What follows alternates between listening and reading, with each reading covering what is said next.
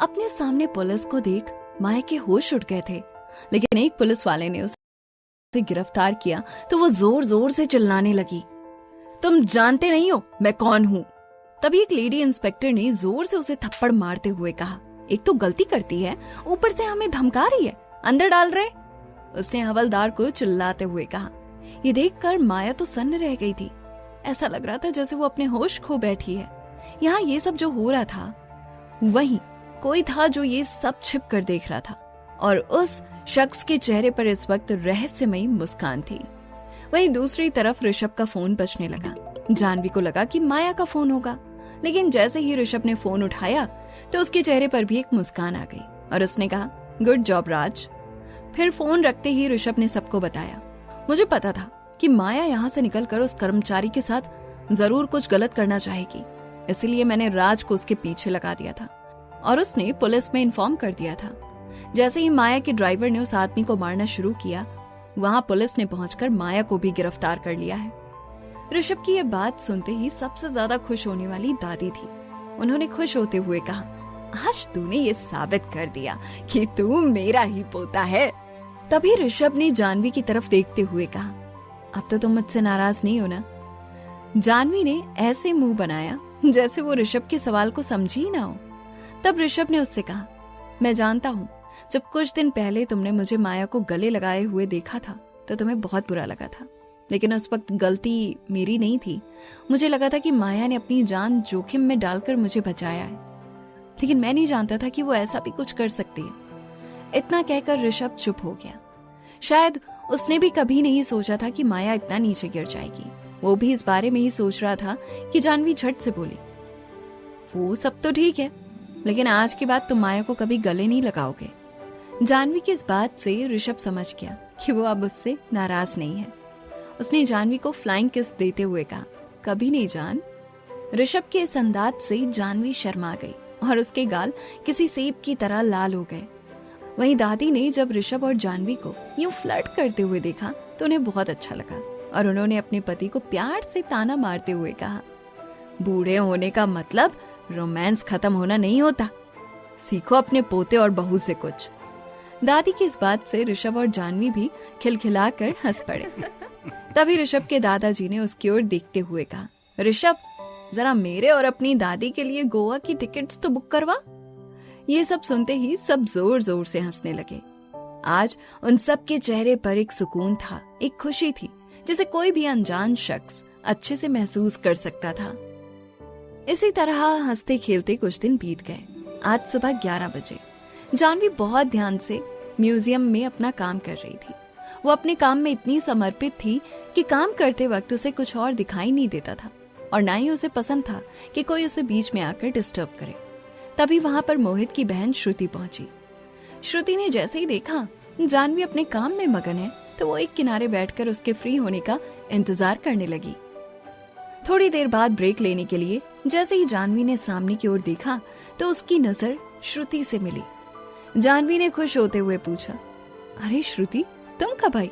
श्रुति ने भी मस्ती से जवाब दिया, मैडम आपके इंतजार में आए हुए मुझे अब 2 घंटे बीत चुके हैं। ये सुनते ही जानवी भी हैरान रह गई और अपने दोनों कानों को हाथ से पकड़ते हुए बोली, आई एम सो सॉरी यार, मुझे पता ही नहीं चला। ये सब छोड़ो, मैं यहाँ पर एक जरूरी काम से आई हूँ। अब की बार श्रुति ने थोड़ा सीरियस होते हुए कहा। हाँ कहो ना, जानवी ने उससे सवाल किया। श्रुति ने धीरे से कहा, जानवी राजस्थान के भंगरपुर गांव में कुछ पुरानी कब्रें मिली हैं। जानवी ये सुन हैरान रह गई। उसके लिए ये बहुत ही दिलचस्प बात थी, क्योंकि जो भी पुरानी चीज मिला करती थी उन पर अक्सर कुछ ऐसी कारीगरी की गई होती थी जो आपको एक इंस्पिरेशन और अपना काम बढ़िया करने का एक तरीका देती थी। लेकिन वो चुपचाप श्रुति की बात सुन रही थी। उसने अपनी एक्साइटमेंट कहीं से भी जाहिर नहीं होने दी। तब श्रुति ने आगे कहा, हमारे डिपार्टमेंट को ये काम मिला है कि हमें उन कब्रों पर की गई पेंटिंग्स को रीस्टोर करना है, और ये काम मुझे मिलते ही तुम्हारी याद आई। क्या तुम मेरे साथ राजस्थान चलोगी? श्रुति की ये बात सुनकर अब जानवी हैरान रह गई। उसकी आंखों के सामने ऋषभ का चेहरा आने लगा। वो जानती थी कि ऋषभ उसे इतनी आसानी से खुद से दूर नहीं जाने देगा, इसलिए जानवी ने थोड़ा टाल मटोल करते हुए कहा, ये तो लंबा काम होगा श्रुति, मेरे लिए थोड़ा मुश्किल हो जाएगा। श्रुति ने उसे मनाते हुए कहा, सिर्फ 15 या 20 दिन की बात है, लेकिन इस काम में तुम्हें बहुत फायदा होगा। जानवी के मन में भी थोड़ा लालच आ गया था, क्योंकि जब से उसने अपने दादाजी के साथ मिलकर काम करना शुरू किया था, उसने बहुत सी जगह पर जाकर पुरानी पुरानी पेंटिंग्स को रीस्टोर किया था, दोबारा नया बनाया था। लेकिन इस बार उसे एक बिल्कुल नया एक्सपीरियंस मिल रहा था, एक कब्र पर बनी हुई पेंटिंग को दोबारा रीस्टोर करने का। उसने कुछ सोचकर फिर से मना करना चाहा, लेकिन श्रुति ने जोर डालते हुए कहा, तुम चिंता मत करो जानवी, मैं भी तुम्हारे साथ जाऊंगी। हमें वहां पर और भी बहुत कुछ एक्सप्लोर करने को मिलेगा। इसके साथ ही तुम्हारी सैलरी भी बढ़ जाएगी। ये सुनते ही जानवी की आंखों में एक चमक आ गई और उसने कुछ सोचते हुए हाँ कर दी। श्रुति ने खुशी के मारे जानवी को गले से लगा लिया, लेकिन जानवी के चेहरे पर थोड़ी घबराहट भी थी। आज से पहले वो इतने दिनों तक काम के सिलसिले में कभी बाहर नहीं रही थी। वो खुद से ही सवाल किए जा रही थी, पता नहीं ऋषभ को ये सब कैसा लगेगा। रात 9 बजे जानवी अपना सामान पैक कर रही थी। उसके मन में बहुत सी उथल पुथल चल रही थी। माना वो ऋषभ की वजह से थोड़ी परेशान थी, लेकिन वो इस काम को लेकर बहुत एक्साइटेड थी। उसे खुशी थी कि वो एक काम के लिए शहर से दूर जा रही है। अभी वो अपना सामान पैक कर ही रही थी कि तभी दरवाजे पर थोड़ी आहट हुई और ऋषभ कमरे के अंदर दाखिल हुआ। ऋषभ की नजर जैसे ही जानवी की अटैची पर पड़ी तो उसकी आंखें हैरानी में बड़ी हो गई। उसे लगा शायद जानवी उसे छोड़कर जा रही है। उसने जल्दी से अपना लैपटॉप बैग एक किनारे रखा और बढ़ते हुए जानवी के पास गया। मुझसे कोई गलती हो गई है क्या जानवी? जानवी अचानक से ऋषभ को ये सवाल करते देख हैरान रह गई। ये तुम कैसी बातें कर रहे हो ऋषभ? मैं भला तुमसे नाराज क्यों होने लगी? तो फिर ये सामान क्यों पैक किया है तुमने? ऋषभ ने थोड़ा घबराते हुए पूछा। ऋषभ का ये सवाल सुन जानवी जोर जोर से हंसने लगी। तुम कितने पागल हो ऋषभ, तुम्हें लगा मैं तुम्हें छोड़कर जा रही हूँ? तभी ऋषभ ने अपनी उंगली जानवी के होंठ पर रखते हुए कहा, ऐसी बात कभी अपनी जुबान पर मत लाना जानवी। मैं सपने में भी नहीं सोच सकता कि तुम मुझे छोड़कर जा रही हो। पहले भी मैंने एक बार ये गलती कर दी है और मैं दोबारा से कभी नहीं चाहूंगा कि तुम मुझे छोड़कर जाओ। ऋषभ का ये अंदाज जानवी को बहुत पसंद आया और वो मन ही मन सोचने लगी, जब तक मेरे और ऋषभ के बीच डिवोर्स की कोई बात नहीं हुई थी तब तक ऋषभ कितना अलग था, लेकिन अब ये कितना बदल गया है। कोई इतना भी पॉसेसिव हो सकता है क्या? जानवी अपनी ही ख्यालों में खोई हुई थी कि तभी ऋषभ ने उसकी आंखों के सामने चुटकी बजाते हुए कहा, तुम बस सोचती रहोगी या मेरे सवाल का जवाब दोगी? कहाँ जा रही हो तुम? जानवी ने बड़े प्यार से ऋषभ को बिस्तर पर बिठाते हुए कहा, तुम्हें छोड़कर नहीं जा रही हूं मैं, बस कुछ काम से कुछ दिनों के लिए राजस्थान जा रही हूँ। ये सुनते ही ऋषभ हैरान रह गया। राजस्थान? जानवी ने बड़े प्यार से हाँ में सिर हिलाया। ऋषभ ने थोड़ा नाराज होते हुए कहा, तुम्हें पता है ना राजस्थान यहाँ से कितनी दूर है? क्या जरूरी काम है वहाँ? इतना कहकर ऋषभ ने अपना मुंह जानवी की तरफ से फेर लिया। उसे इस तरह बच्चों की तरह नाराज होते देख जानवी के चेहरे पर मुस्कान आ गई। उसने बड़े प्यार से ऋषभ का मुंह अपनी तरफ करते हुए कहा, वहाँ कुछ सालों पुरानी चीजें मिली है जिनकी पेंटिंग करना बहुत जरूरी है और ये टास्क मुझे मिला है। ऋषभ ने थोड़ा गुस्सा होते हुए कहा, तो तुम्हारे साथ काम करने वाले दूसरे लोग नहीं जा सकते क्या? जानवी ने फिर से उसे प्यार से समझाते हुए कहा, ऋषभ वो लोग ज्यादा उम्र के हैं और उन पर अपनी फैमिली की भी बहुत जिम्मेदारी है। मैं भी यंग हूँ और मुश्किल सिचुएशन में बेहतर तरीके से रह सकती हूँ। बस 15 दिन की तो बात है। ये सुनते ही ऋषभ का मुंह खुला का खुला रह गया। क्या कहा तुमने? 15 दिन? कभी नहीं, ये कभी नहीं हो सकता। मैं तुम्हें सिर्फ 3 दिन की इजाजत दे सकता हूँ, इससे ज्यादा नहीं। इतना कहकर ऋषभ दूर खिड़की के पास जाकर खड़ा हो गया। जानवी को ऋषभ का ये नाराजगी वाला रूप भी आज बहुत अच्छा लग रहा था। उसे हमेशा से ऋषभ को बनाना बहुत पसंद था। वो उठकर ऋषभ के पास गई और उसे पीछे से गले लगाते हुए बोली, मैं ये काम जल्दी करने की कोशिश करूंगी ऋषभ, लेकिन अभी हमें 15 दिन का समय कहा गया है। प्लीज मान भी जाओ ना। ऋषभ कुछ भी कर सकता था, लेकिन जानवी को नाराज नहीं। उसने कुछ सोच कर कहा, ठीक है तो मैं भी तुम्हारे साथ आऊंगा। पता नहीं वहां पर और कितने आदमी होंगे और वो तुम्हें परेशान कर सकते हैं, इसीलिए तुम अकेले नहीं जाओगी। ऋषभ की ये बात सुन जानवी ने थोड़ा हैरान होते हुए कहा, ये तुम कैसी बातें कर रहे हो? मैं अकेले थोड़ी ना जा रही हूँ, मेरे साथ श्रुति भी होगी। श्रुति का नाम आते ही ऋषभ को और गुस्सा आ गया। उस लड़की का तो नाम भी मेरे सामने मत लेना, मुझे पूरा यकीन है वो जरूर तुम्हें किसी न किसी मुश्किल में एक दिन फंसा देगी। जानवी ने ऋषभ को छेड़ते हुए कहा, देखो श्रुति को कुछ मत कहना, आफ्टर ऑल वो तुम्हारी बहुत बड़ी फैन है। ऋषभ ने जानवी को खुद से दूर करते हुए कहा, ये कोई मजाक का टाइम नहीं है, इसलिए साफ साफ सुन लो, मैं भी तुम्हारे साथ जाऊंगा, मैं तुम्हारे साथ कोई रिस्क नहीं ले सकता। अब जानवी को भी थोड़ा गुस्सा आने लगा था और उसने थोड़ी ऊंची आवाज में कहा, कि क्या बच्चों की तरह जिद लगाए बैठे हो ऋषभ, तुम कोई फ्री आदमी नहीं हो, एक बहुत बड़े बिजनेसमैन हो, तुम 15 दिन तक कहीं और जाना अफोर्ड नहीं कर सकते, इसलिए चुपचाप मेरी बात सुनो, मैं जा रही हूँ, लेकिन तुम यहीं रुककर मेरे यहाँ वापस आने का इंतजार करोगे। जानवी की बात सुन ऋषभ समझ गया था कि अब उसे रोकना मुश्किल ही नहीं नामुमकिन है, इसलिए उसने बहुत गौर से कुछ सोचा और कहा, ठीक है तुम जा सकती हो, लेकिन मेरी एक शर्त है। जानवी ने हैरान होते हुए पूछा, कौन सी शर्त? ऋषभ ने जो कहा उसे सुन जानवी का मुंह खुला का खुला रह गया। तुम अकेली नहीं जाओगी, तुम्हारे साथ 5 बॉडीगार्ड्स भी जाएंगे। व्हाट? जानवी ने चौंकते हुए कहा, अगर तुम्हें जाना है तो तुम्हें ये बात माननी होगी, ऋषभ ने कहा। जानवी ने जल्दी से कहा, 5 बहुत ज्यादा है ऋषभ, 2 बॉडीगार्ड कर दो ना। जानवी ने ऐसा इसलिए कहा क्योंकि वो जानती थी कि ऋषभ बिना बॉडीगार्ड्स के उसे कभी नहीं भेजेगा। ये सुनते ही ऋषभ ने हाँ में सिर हिलाया और अरेंजमेंट करने के लिए किसी को कॉल करने को बाहर चला गया। वहीं जानवी खुद का इतना ख्याल रखते देख फूले नहीं समा रही थी। ऋषभ मान तो गया था, लेकिन उसे अपने मन में एक अजीब सी घबराहट हो रही थी। वो सारी रात जागता रहा और सोई हुई जानवी को गौर से देखता रहा।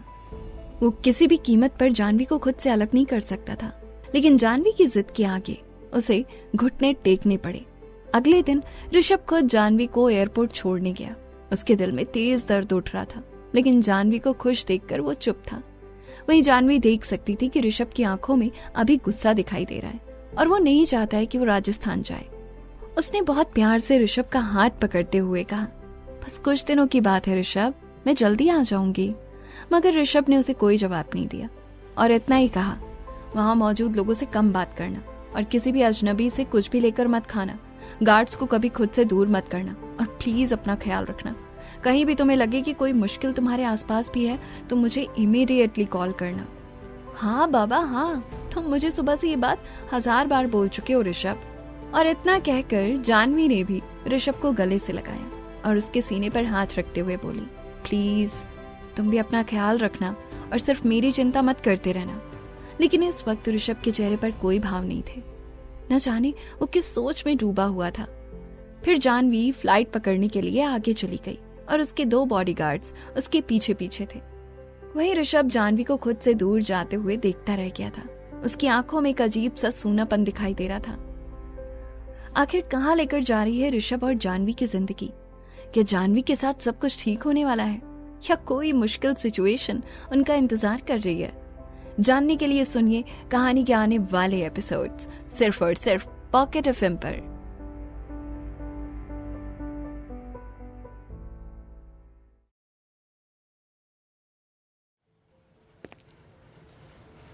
जानवी चुपचाप आगे बढ़ती जा रही थी और ऋषभ उसे खड़ा देखता जा रहा था। थोड़ी देर में जानवी उसकी आंखों से ओझल हो गई और ऋषभ अपने जहन में बहुत से सवाल लिए वहां से चला गया। 3 घंटे की फ्लाइट के बाद जानवी राजस्थान पहुंच चुकी थी और अब यहाँ भंगरपुर गांव का रास्ता तकरीबन 2 घंटे दूर था। ये गांव अजीब से जंगलों से घिरा हुआ था। लंबे लंबे पेड़ देखकर ही लोग घबरा जाते थे, लेकिन जानवी को इस सब से कोई फर्क नहीं पड़ रहा था।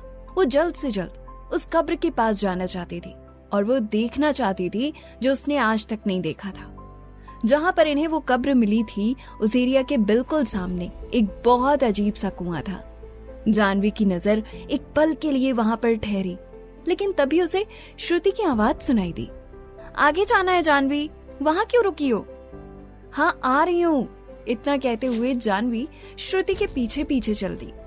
उस एरिया में पहुंचकर जानवी ने देखा कि वहां पहले से ही म्यूजियम के 20 से 30 लोग रिसर्च में जुटे हुए थे। तभी जानवी की नजर एक शख्स पर पड़ी जिसकी उम्र लगभग 45 से 50 साल होगी, जो देखने में काफी हैंडसम और बहुत स्ट्रिक्ट दिखाई दे रहे थे। तभी श्रुति ने उसे बताया, जानवी यही है प्रोफेसर अंगद। जानवी ने हाँ में सिर हिलाया और प्रोफेसर की तरफ बढ़ने लगी। उस वक्त जानवी ने व्हाइट कलर का टॉप और ब्लैक जीन्स पहनी हुई थी। उसके बाल कमर तक आ रहे थे और आंखों पर लगा काजल उसे इस वक्त बहुत ही खूबसूरत बना रहा था। वहाँ जितने भी लोग काम कर रहे थे वो जानवी की खूबसूरती को देखकर हक्का बक्का रह गए थे। यहाँ इस गांव में किसी लड़की को महीनों तक देखना ही नामुमकिन था, क्योंकि ये एक बहुत सुनसान जगह थी। लेकिन वहीं अब इन लोगों को आसमान से उतरी हुई एक परी दिखाई दे रही थी। सब जानवी को देखकर देखते ही रह गए। वहीं जब प्रोफेसर अंगद की नजर जानवी पर पड़ी तो उनका मुंह भी खुला का खुला रह गया। उन्होंने अपने असिस्टेंट से पूछा, क्या ये है वो लड़की जो पेंटिंग का काम करेगी? असिस्टेंट ने जवाब दिया, जी सर, यही है जानवी। प्रोफेसर अंगद भी जानवी को ऊपर से नीचे तक देखते रह गए। उन्होंने कभी नहीं सोचा था कि जानवी इतनी कम उम्र की और इतनी खूबसूरत होगी। जैसे ही जानवी उनके पास पहुंची, उन्होंने एक वार्म वेलकम देते हुए कहा, वेलकम मैडम, हम आपका ही इंतजार कर रहे थे। अपने लिए मैडम शब्द सुनकर जानवी को थोड़ा अजीब लगा और उसने हाथ बढ़ाते हुए कहा, आप मुझे जानवी कह सकते हैं सर। ये सुनकर प्रोफेसर अंगद भी मुस्कुराने लगे और उन्होंने जानवी से पूछा, आप थक गई हैं तो थोड़ी देर गेस्ट हाउस में रुककर रेस्ट कर सकती हैं।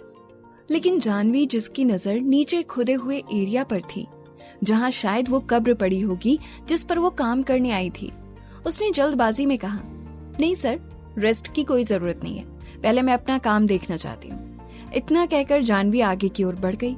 वहीं प्रोफेसर अंगद जानवी की इस बात से बहुत इम्प्रेस हुए।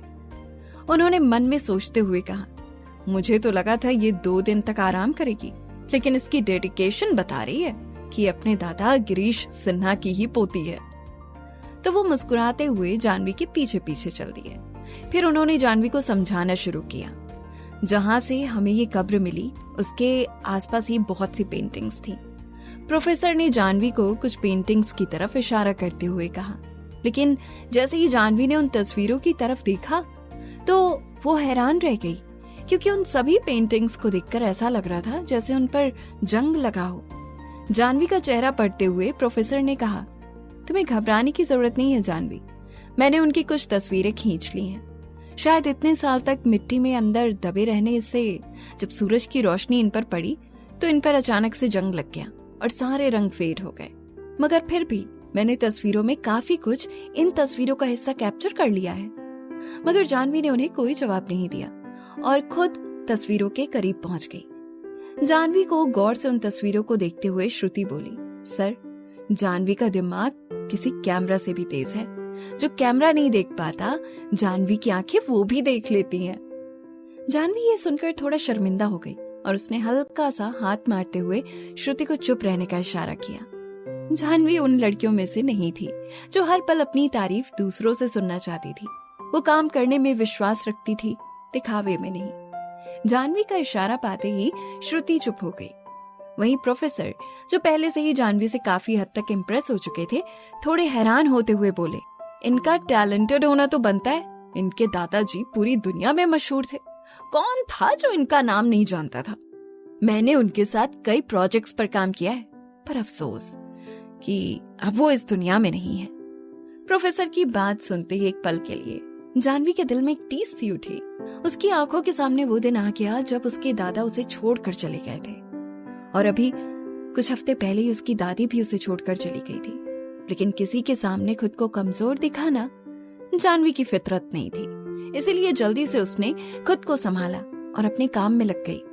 उसने 15 मिनट बाद प्रोफेसर की ओर देखते हुए कहा, सर, इन पेंटिंग्स के सारे कलर मुझे समझ आ गए हैं, इस काम को करने में अब कोई तकलीफ नहीं होगी। ये सुनते ही वहां मौजूद हर आदमी के चेहरे का रंग उड़ गया था। उन्हें समझ नहीं आ रहा था कि उसे तस्वीर में तो कुछ दिखाई नहीं दे रहा, तो जानवी को ये सब कैसे दिख गया था। मगर किसी की जानवी से कोई भी सवाल पूछने की हिम्मत नहीं थी। इम्प्रेसिव। प्रोफेसर अंगद के मुंह से भी बस एक शब्द निकला था। तभी प्रोफेसर ने आगे कहा, जो सबसे जरूरी तस्वीर है वो अंदर मौजूद लाश के पास है। हमें ये बात मालूम थी, इसीलिए हमने अभी तक इसे खोला नहीं था, क्योंकि खुलने से उस तस्वीर के रंग भी गायब हो सकते थे। लेकिन क्या तुम तैयार हो? क्या तुम इतने साल तक कब्र में मौजूद एक लाश के साथ मौजूद तस्वीर को देखकर हर चीज नोट कर पाओगी? जानवी ने हाँ में सिर हिलाया। जी सर, आप इसे खोलिए। इस वक्त वहां पर एक सन्नाटा पसरा हुआ था, क्योंकि कोई भी जानवी की कंसंट्रेशन में दखल देना नहीं चाहता था। हर कोई गौर से बस जानवी के चेहरे की तरफ देखता जा रहा था। जैसे ही ताबूत खुलने वाला था, श्रुति ने जानवी का हाथ पकड़ते हुए कहा, तुम्हें इस डेड बॉडी को देखकर डर तो नहीं लगेगा ना? परेशान मत होना, क्योंकि मरे हुए लोग हमें कभी तंग नहीं करते। दरअसल श्रुति जानवी का हौसला बढ़ाने के लिए ये सब कह रही थी, जबकि वो ये नहीं जानती थी कि जानवी को इन चीजों से कोई फर्क नहीं पड़ता। उसने अपनी जिंदगी में इतना कुछ झेला था कि अगर वो डरती तो सिर्फ इंसानों से, जो शराफत का चोला पहने कभी भी किसी को भी कोई भी नुकसान पहुंचा सकते हैं। उसने अपना हाथ श्रुति के हाथ से अलग करते हुए कहा, मेरा ध्यान भटक रहा है श्रुति, अभी कुछ मत कहो। श्रुति ये सुनते ही चुप हो गई। जैसे ही उस ताबूत को खोला गया तो एक अजीब सी गंध पूरे माहौल में फैल गई। यहाँ तक कि लोगों ने मास्क लगाए हुए थे, मगर फिर भी वो हाथ से अपना नाक बंद करने लगे। लेकिन एक जानवी थी जिसका ध्यान पूरी तरह से ताबूत में क्या मौजूद है उस पर था।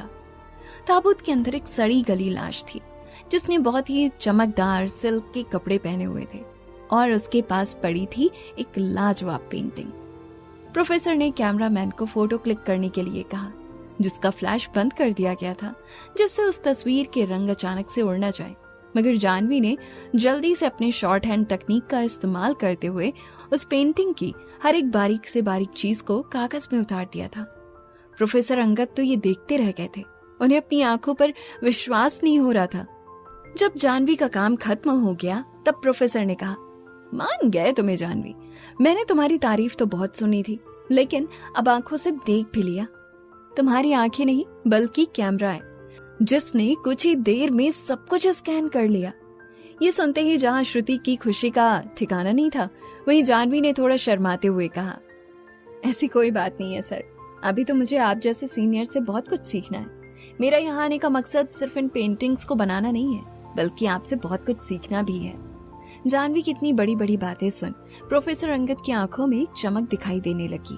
उन्होंने सबके सामने जानवी की तारीफ करते हुए कहा, यही एक होनहार इंसान की परिभाषा होती है, जो कभी भी खुद को श्रेष्ठ नहीं मानता। उसे हर वक्त लगता है कि वो सीखना चाहता है। मुझे तुमसे मिलकर सच में बहुत खुशी हुई जानवी। सब लोग जानवी को देखकर उसकी तारीफ करते नहीं थक रहे थे, और जानवी का ध्यान सिर्फ और सिर्फ अपने काम पर था। थोड़ी देर तक वहाँ हर चीज का मुआयना करने के बाद जानवी ने प्रोफेसर अंगद से कहा, सर मुझे कुछ सामान चाहिए होगा, क्या अब हम अपने गेस्ट हाउस जा सकते हैं, जिससे मैं इस पर काम शुरू कर सकूं?